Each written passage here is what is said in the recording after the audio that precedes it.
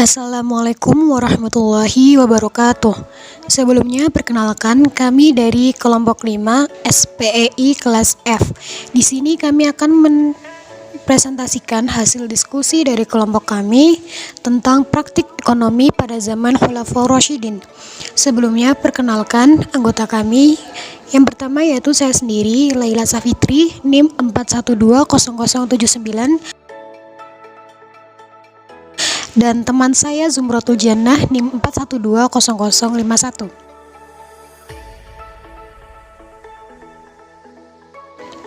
Pembahasan. Jadi materi yang akan kita bahas di sini yang pertama yaitu keadaan perekonomian Islam pada masa Abu Bakar Asy-Syiddiq. Yang kedua, keadaan perekonomian Islam pada masa Umar bin Khattab. Yang ketiga, keadaan perekonomian Islam pada masa Utsman bin Affan. Dan yang keempat, keadaan perekonomian Islam pada masa Ali bin Abi Thalib. A. Keadaan perekonomian Islam pada masa Abu Bakar Asy-Syiddiq. Keadaan ekonomi pada masa Abu Bakar Asy-Syiddiq. Pada masa pemerintahannya yang hanya berlangsung selama 2 tahun, Abu Bakar lebih banyak berkonsentrasi pada persoalan dalam negeri, di mana saat itu harus berhadapan dengan kelompok murtad, pembangkang zakat, dan nabi palsu, yang berakhir dengan keputusan untuk berperang yang kemudian dikenal dengan nama Perang Ridho, yaitu perang melawan kemurdatan. Tidak dipungkiri, penaklukan itu mempunyai motif ekonomi, yaitu memperoleh ghanimah. Dalam 2 tahun kekhalifahannya, Abu Bakar berhasil melaksanakan tujuan utamanya, yaitu mengembalikan keutuhan pemerintah Madinah.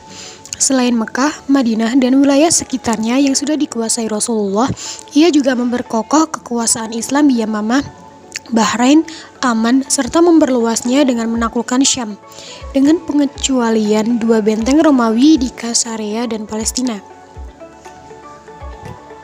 Selama masa kekhalifahannya, Abu Bakar Asy-Syiddiq radhiyallahu anhu menerapkan beberapa kebijakan umum, antara lain sebagai berikut. 1. Menegakkan hukum dengan memerangi mereka yang tidak mau membayar zakat. 2. Tidak menjadikan ahli Badar atau orang-orang yang berjihad pada perang Badar sebagai pejabat negara. 3. Tidak mengistimewakan ahli Badar dalam pembagian kekayaan negara. 4. Mengelola barang tambang atau rikas yang terdiri dari emas, perak, perunggu, besi, dan baja, sehingga menjadi sumber pendapatan negara. 5. Mendapatkan gaji berdasarkan karakteristik daerah kekuasaan masing-masing. 6. Tidak merubah kebijakan Rasulullah SAW dalam masalah jizyah. Sistem ekonomi. Pada masa pemerintahan Abu Bakar Asy-Syiddiq, belum banyak perubahan dan inovasi baru yang berkaitan dengan sektor ekonomi dan keuangan negara. Kondisinya masih sama seperti masa Rasulullah SAW.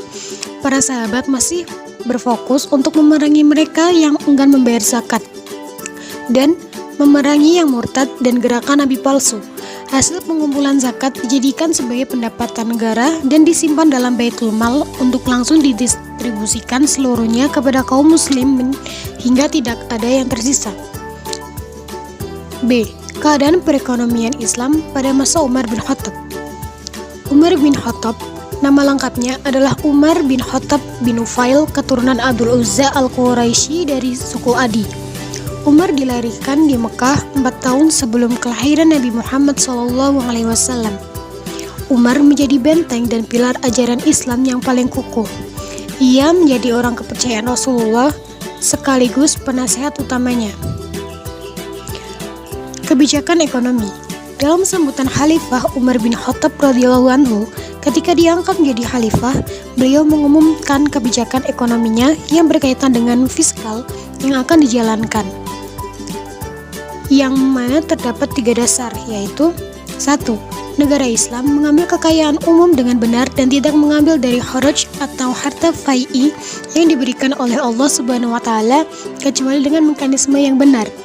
2. Negara memberikan hak atas kekayaan umum dan tidak ada pengeluaran kecuali sesuai dengan haknya, dan negara menambahkan subsidi serta menutup hutang.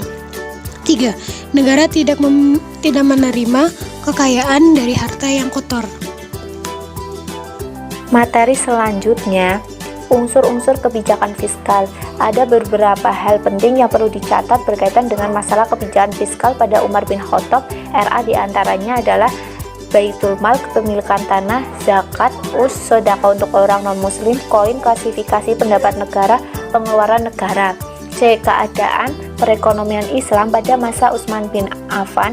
Utsman bin Affan RA adalah Utsman bin Affan bin Abi al-Ash bin Umayyah bin Umay al-Quraisyin, dipanggil Abu Abdullah dan mendapatkan gelar Zul al-Nurayn, pemilikan dua cahaya, dan beliau adalah khalifah yang ketiga dari pemerintah Khulafaur Rasyidin, dan juga beliau adalah seorang dari beberapa orang terkaya di antara sahabat Nabi.